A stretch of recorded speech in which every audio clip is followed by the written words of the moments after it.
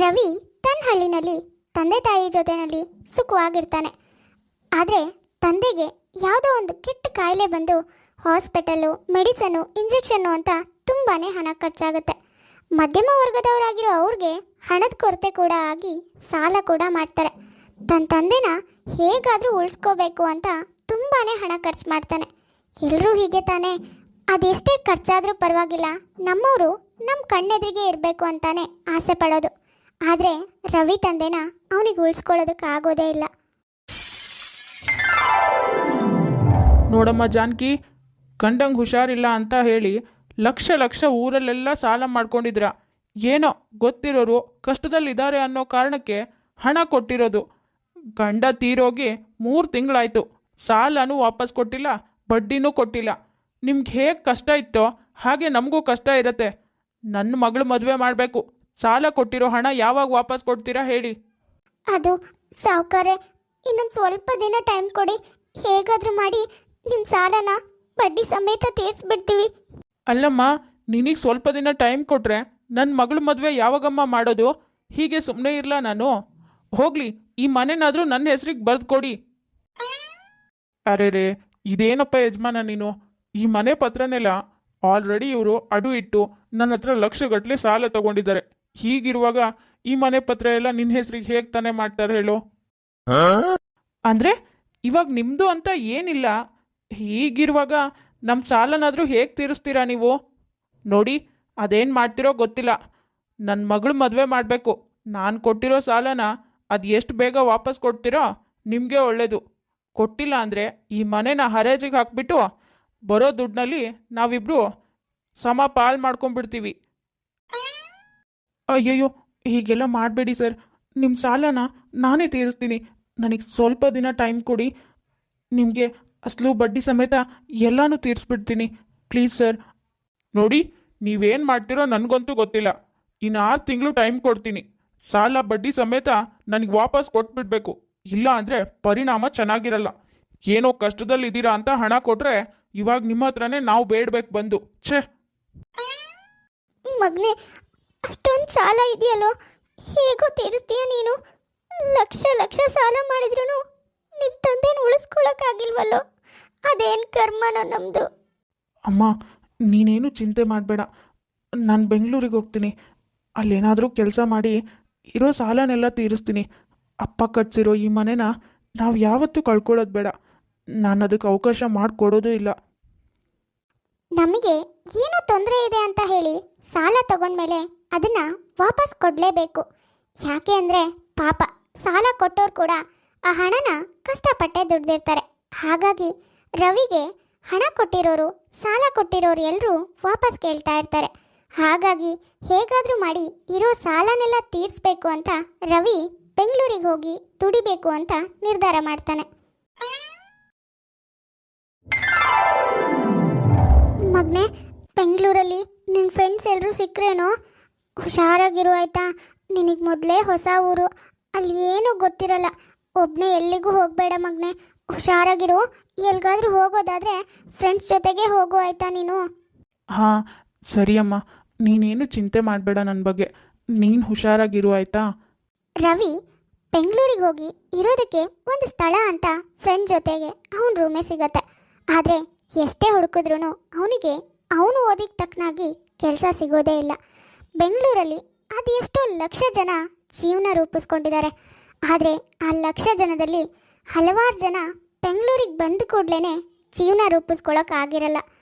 ಬೆಂಗಳೂರಲ್ಲಿ ಇತ್ತೀಚಿನ ದಿನಗಳಲ್ಲಿ ಕಾಂಪಿಟೇಷನ್ ಜಾಸ್ತಿ ಆಗಿದೆ.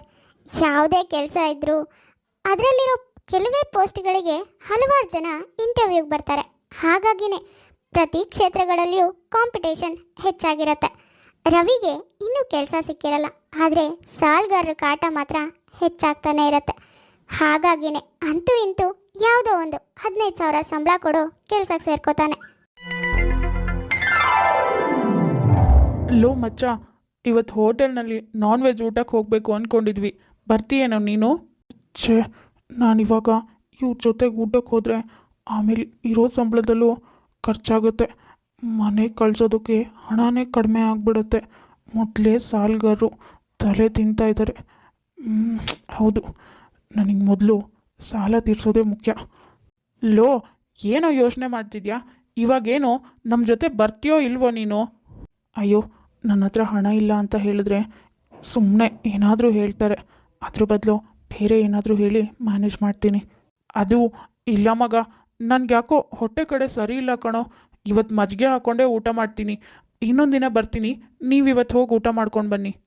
ಅಂದ್ಕೊಂಡೆ ನಾನು ಹೀಗೆ ಏನಾದರೂ ಹೇಳ್ತಾನಿವಾಗ ಅಂತ. ಇವನ ಹತ್ರನೋ ಯಾವಾಗ ತಾನೇ ಹಣ ಇರುತ್ತೆ ಹೇಳು? ಅದಕ್ಕೆ ಹೀಗೆ ಏನಾದರೂ ಒಂದು ನೆಪ ಹೇಳ್ತಾನೆ ನಮಗೆ. ಬಾರೋ, ಇವನೇನಾದರೂ ಮಾಡ್ಕೊಂಡ್ಲಿ, ನಾವು ಹೋಗಿ ತಿನ್ಕೊಂಡು ಬರೋಣ. ಮನೆ ಕಮಿಟ್ಮೆಂಟ್ಗೋಸ್ಕರನೇ ಮನೆ ಬಿಟ್ಟು ಅದೆಷ್ಟೋ ಜನ ಕೆಲಸ ಹುಡ್ಕೊಂಡು ಬೆಂಗಳೂರು ಮಂಗಳೂರು ಅಂತ ಎಲ್ಲ ಹೋಗಿರ್ತಾರೆ. ಹಾಗಾಗಿನೇ ಊಟ ತಿಂಡಿ ಕೂಡ ಸರಿಯಾಗಿ ಮಾಡ್ದೇನೆ ಮನೆಗಿರೋ ಸಾಲನ ತೀರಿಸ್ಬೇಕು ಅಂತ ಕೆಲಸ ಮಾಡ್ತಾ ಇರ್ತಾರೆ.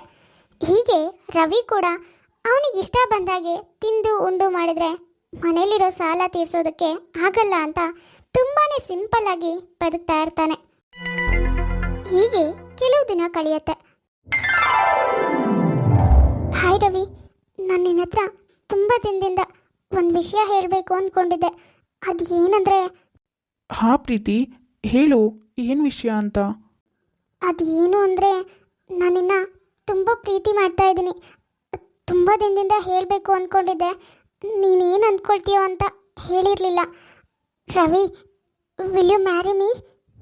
I am really sorry Preeti. ಈ ವಿಷಯನ ಇಲ್ಲಿಗೆ ಬಿಟ್ಬಿಡು. ನನಗಿದೆಲ್ಲ ಇಷ್ಟ ಇಲ್ಲ. ಈ ಪ್ರೀತಿ ಪ್ರೇಮ ಎಲ್ಲ ನನಗಾಗ್ಬರಲ್ಲ. So please. ರವಿ, ನೀನು ಹೀಗೆ ಹೇಳ್ಬೇಡ. ನೀನು ಈ ಆಫೀಸಿಗೆ ಬಂದಾಗಿಂದನೂ ನನ್ನಿನ್ನ ತುಂಬ ಪ್ರೀತಿ ಮಾಡ್ತಿದ್ದೀನಿ.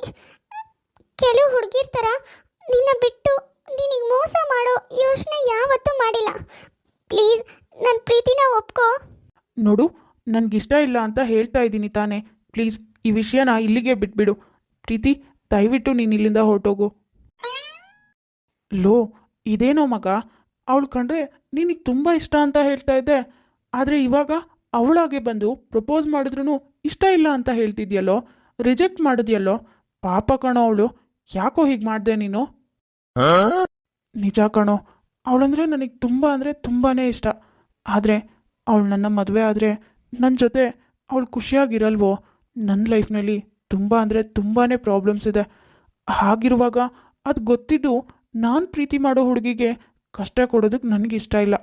ಅವಳು ಯಾರ ಜೊತೆಗಿದ್ರೂ ಖುಷಿಯಾಗಿರಬೇಕು ಅನ್ನೋದೇ ನನ್ನ ಆಸೆ. ಅವಳು ನನ್ನ ಜೊತೆಗಿದ್ರೆ ಖುಷಿಯಾಗಿರಲ್ವೋ? ಅದೇ ಕಾರಣಕ್ಕೆ ಅವಳ ಪ್ರಪೋಸಲ್ನ ನಾನು ರಿಜೆಕ್ಟ್ ಮಾಡಿದೆ. ಅದೆಷ್ಟೋ ಹುಡುಗರು ಫ್ಯಾಮಿಲಿ ಪ್ರಾಬ್ಲಮ್ಸ್, ಕಮಿಟ್ಮೆಂಟ್ಸಿಂದ ತಾವು ಪ್ರೀತಿ ಮಾಡೋ ವ್ಯಕ್ತಿನ ದೂರ ಮಾಡ್ಕೊಳ್ತಾರೆ. ನಮ್ಮ ಪ್ರಾಬ್ಲಮ್ಸ್ ಮಧ್ಯೆ ಅವ್ರು ಸಿಕ್ಕಾಕೊಳ್ಳೋದು ಬೇಡ ಅನ್ನೋದೇ ಅವ್ರ ಆಸೆ ಆಗಿರತ್ತೆ. ಹಾಗೆ ರವಿ ಕೂಡ ಪ್ರೀತಿ ತನ್ನ ಲೈಫಿಗೆ ಬಂದರೆ ಜೀವನ ಪೂರ್ತಿ ಕಷ್ಟಪಡಬೇಕಾಗತ್ತೆ ಅಂತ ಅವಳ ಪ್ರಪೋಸಲ್ನ ರಿಜೆಕ್ಟ್ ಮಾಡ್ತಾನೆ. ಮಗನೇ, ಬೆಂಗಳೂರಿಗೆ ಹೋಗಿ ತುಂಬ ದಿನ ಆಯ್ತಲ್ಲೋ. ಹತ್ತತ್ರ ಅಂದರು ವರ್ಷನೇ ಕಳೀತಾ ಬಂತು. ಆದರೂ ಒಂದು ಸಾರಿನೂ ಊರಿಗೆ ಬಂದಿಲ್ವಲ್ಲೋ. ಈ ಹಬ್ಬಕ್ಕಾದರೂ ಊರಿಗೆ ಬಾ ಮಗನೇ. ನಿನ್ನ ನೋಡಬೇಕು ಅಂತ ತುಂಬ ಅನ್ನಿಸ್ತಿದೆ ಕಣೋ. ಹಾಂ ಅಮ್ಮ, ಈ ವಾರದಲ್ಲಿ ಮನೆಗೆ ಬರೋಕ್ಕೆ ಟ್ರೈ ಮಾಡ್ತೀನಿ ಆಯಿತಾ? ಆದಷ್ಟು ಲೀವ್ ಕೇಳ್ತೀನಿ, ನೋಡೋಣ. ಆಫೀಸ್ನಲ್ಲಿ ಲೀವ್ ಸಿಗ್ತಾನೇ ಇಲ್ಲ, ಹಾಗಾಗಿ ಬರೋದಕ್ಕಾಗಿಲ್ಲ. ಹಾಂ ಅಮ್ಮ, ಹಾಗೇ ಇರು, ಇನ್ನೊಂದು ಫೋನ್ ಬರ್ತಾ ಇದೆ. ಹಲೋ, ಹಾಂ ಹೇಳಿ ಸರ್. ಅಯ್ಯೋ, ಏನಪ್ಪ ಹೇಳೋದು?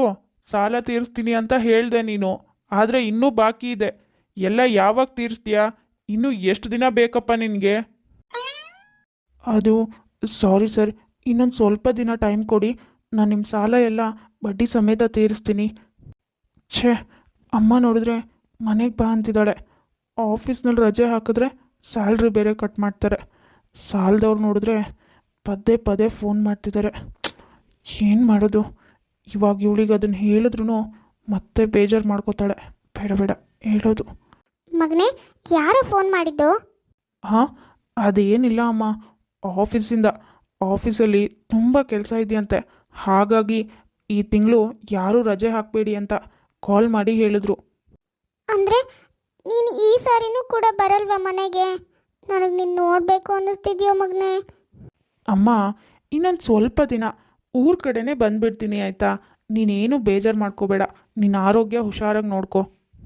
ಸರಿ ಮಗನೆ, ಹೊಟ್ಟೆಗೆ ಊಟ ತಿಂಡಿ ಎಲ್ಲ ಸಮಯಕ್ಕೆ ಸರಿಯಾಗಿ ಮಾಡು ಆಯ್ತಾ. ನಾನಿನ್ ಫೋನ್ ಇಡ್ತೀನಿ, ನೀನು ಹುಷಾರಾಗಿರು. ರವಿಗೆ ತಾನು ಮಾಡ್ತಾ ಇರೋ ಕೆಲಸದಿಂದ ಬರೋ ಸಂಬಳ ಸಾಲ್ತಾ ಇರಲ್ಲ. ಅದೇ ಸಂಬಳದಿಂದ ಸಾಲ ತೀರ್ಸೋದಕ್ಕೆ ತುಂಬ ಲೇಟ್ ಆಗ್ತಾ ಇರುತ್ತೆ. ಹಾಗಾಗಿನೇ ಬೆಂಗಳೂರಲ್ಲಿ ಜೀವನ ನಡೆಸೋದು ತುಂಬ ಕಷ್ಟ ಆಗ್ತಾ ಇರುತ್ತೆ. ಅದೇ ಕಾರಣಕ್ಕೆ ಈ ಕೆಲಸದ ಜೊತೆಗೆ ರಾತ್ರಿ ಮಾಡೋ ಪಾರ್ಟ್ ಟೈಮ್ ಕೆಲಸ ಹುಡ್ಕೊಳ್ತಾನೆ. ಹಗಲು ರಾತ್ರಿ ಅಂತ ಬೆಂಗಳೂರಲ್ಲಿ ಕಷ್ಟಪಟ್ಟು ಕೆಲಸ ಮಾಡ್ತಾನೆ. ತನ್ನ ಮನೇಲಿರೋ ಸಾಲನೆಲ್ಲ ತೀರಿಸ್ತಾನೆ.